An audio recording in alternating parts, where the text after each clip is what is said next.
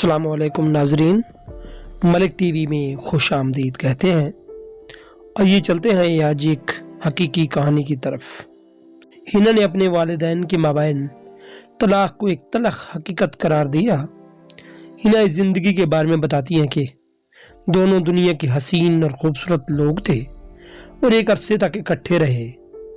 जब इन्होंने देखा कि वो मियाँ बीवी की हैसियत से आगे नहीं चल सकते तो अलहदगी का फैसला किया और दोनों ने बाकी जिंदगी अच्छे दोस्तों की तरह गुजारी।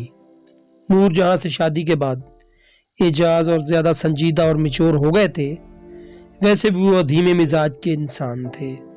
नूरजहां के साथ रिश्ता अज़वाज में रहते हुए जहां एक एजाज एक तरफ कामयाब अदाकार बन चुके थे, दूसरी तरफ इन्होंने एक कामयाब फिल्म प्रोडक्शन हाउस कायम किया जिसमें अपने वक्त के नामवर पेशेवरों के बाहिम इकट्ठा कर लिया।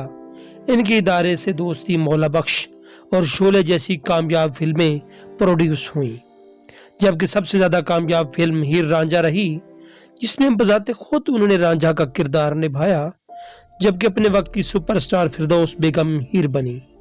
इस फिल्म ने बॉक्स ऑफिस पर तो बिजनेस के रिकॉर्ड कायम किए, लेकिन नूरजहां और एजाज को एक दूसरे से दूर कर दिया।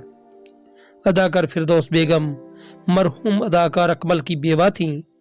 अकमल की वफात के बाद फिरदौस की शादी फिल्म साज शेख नज़ीर के साथ हुई थी। नूरजहां निगार खानों के माहौल से अच्छी तरह वाकिफ थीं, लेकिन सब एहतियातें धरी की धरी रह गईं और फिरदौस नूरजहां और एजाज दुरानी की मोहब्बत के दरमियान दीवार बन गई।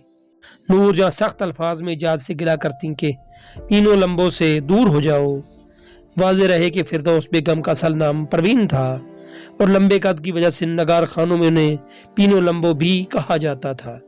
एजाज अपनी तबीयत के धीमेपन और मामला फहमी से टाल मटोल करते रहे, लेकिन नूरजहां ने ऐलान कर दिया कि वह आइंदा फिरदौस के लिए किसी भी फिल्म के लिए प्लेबैक नहीं गाएंगी। कोई भी फिल्म साज ये तसव्वुर नहीं कर सकता था कि इसकी फिल्म में नूरजहां के गीत शामिल किए बगैर मतलूबा नताइज हासिल किए जा सकते हैं। नूरजहां के इस फैसले की जद में एजाज दुरानी की जाती फिल्म हीर रांझा भी आ गई, जिसके म्यूजिक डायरेक्टर ख्वाजा खुर्शीद अनवर थे। नूरजहां ने हीर रांझा के लिए जो गीत गाए वो फिरदौस बेगम पर कलमबंद हुए।